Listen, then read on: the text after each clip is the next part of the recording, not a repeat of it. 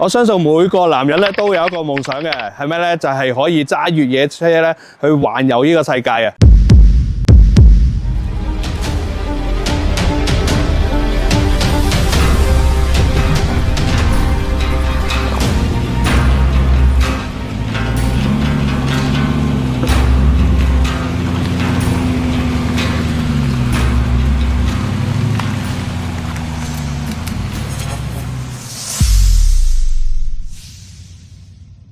大家好，又係我港車北上小新啊！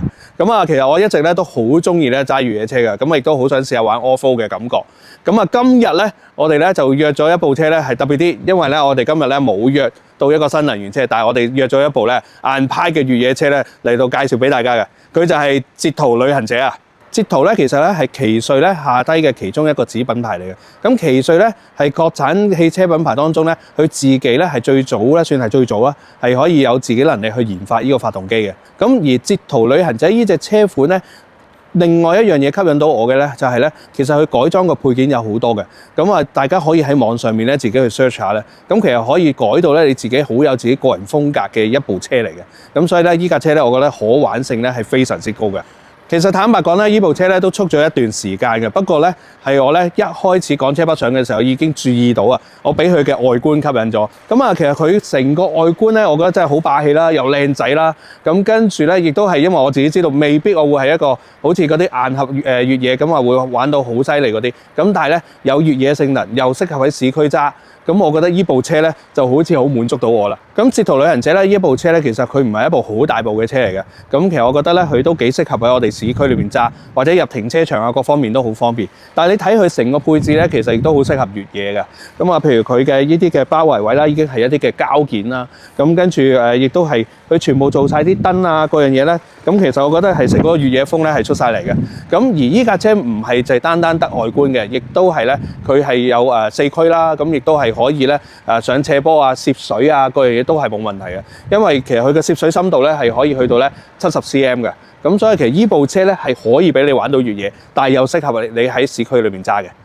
呢部車咧，其實咧佢有一樣嘢一個賣點咧，就係可以睇佢呢個標誌啦。其實佢係終身質保嘅，只要話每年咧翻廠咧做保養2次啦，佢就可以有呢個提供終身嘅質保。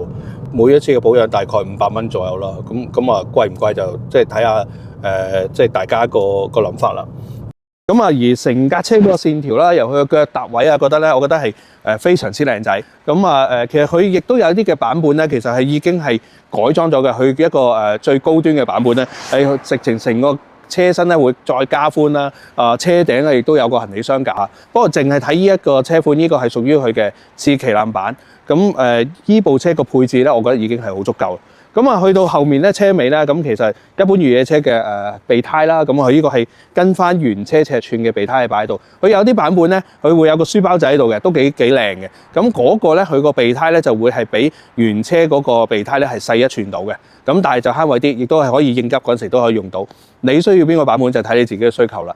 呢部車咧，其實佢個車長大概4.8米度啦，未足4.8米嘅。所以其實佢部車咧，其實佢裏面嘅空間都好寬闊嘅，一個5座位嘅車。而個尾箱咧，亦都可以擺到好多嘢嘅。佢個門咧係一個電級門嚟嘅。可以睇到咧，其實呢個空間咧，其實我相信咧都可以擺到一啲嘅1-2件大嘅行李咧，就搭咗喺度啦。跟住亦都係後面一樣會有個插電口啦，即係有個12V嘅插電口喺度啦。我喺呢個尾排嘅座椅啦，其實呢部車咧，佢個空間咧都幾寬闊嘅，大家可以睇到咧。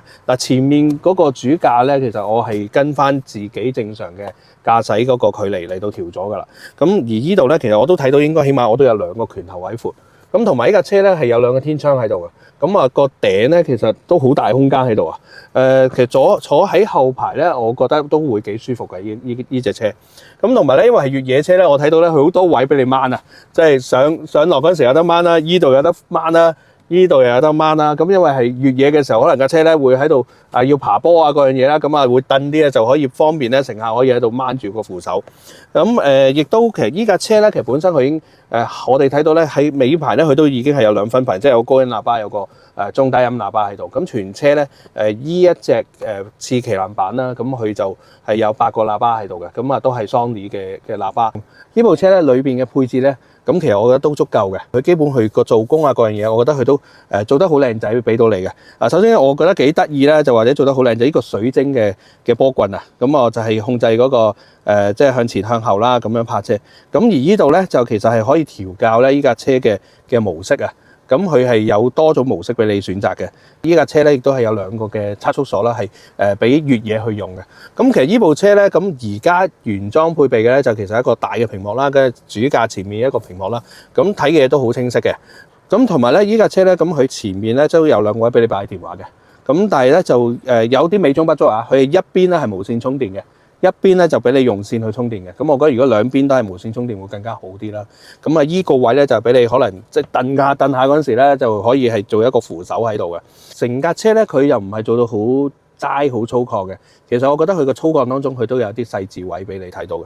即係其實譬如話佢依啲嘅膠邊位佢會做翻啲紅色線啦。咁其實依個位俾你擺嘢，副駕位呢度咧，咁其實佢亦都會有翻個旅行者嘅標誌啊，個貼牌喺度啊。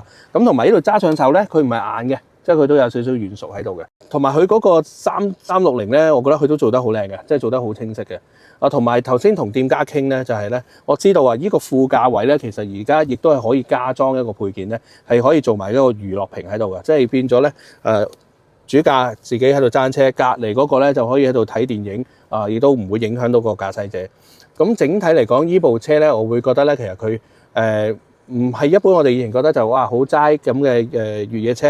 咁而喺一個10零20萬嘅價位裏面咧，咁其實我會覺得佢俾你享受到喺城市嘅駕駛樂趣之餘，如果你想玩一啲嘅越野，佢亦都可以做到俾你。咁我都好期待。咁而家咧我就準備咧想揸出去咧，就試下嗰個路面駕駛感覺，大家一齊體驗下。今日咧我就期待咗好耐啦，終於咧可以揸一部咧硬盒嘅越野車。咁我就試咗佢嗰個經濟同埋一個標準同埋運動模式。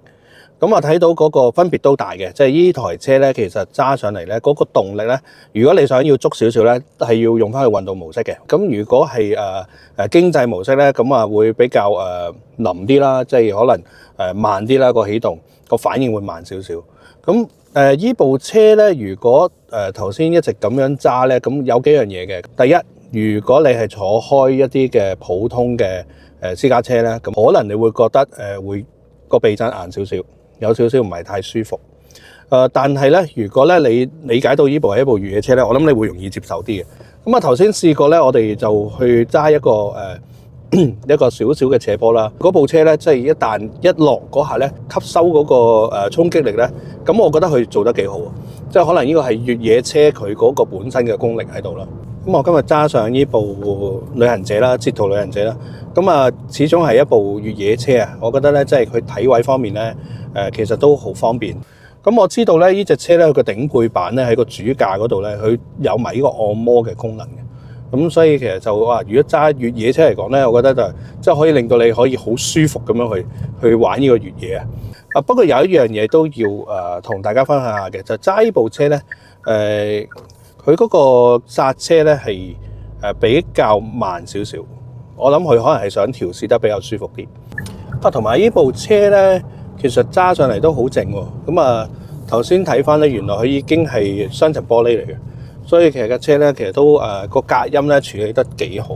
咁同埋佢嘅安全系統咧，其實做得好足嘅，即係一般嗰啲話會唔會偏航啊，會唔會自動剎停啊，全部都有嘅。咁佢當然亦都有埋個監控喺度啊，有個攝像頭睇住你會唔會瞌眼瞓啊。同埋咧，依架車如果用一啲硬核越野嚟到去比較咧，咁佢始終個油耗咧，佢就會低啲。咁所以對於日常咧，我哋話喺市區用多嚟講咧，咁我覺得佢就會友好啲啦，即係可能慳錢啲啦，慳油啲啦。好，今日咧就已經試駕完呢個捷途旅行者啦，唔知大家中唔中意呢部車啦？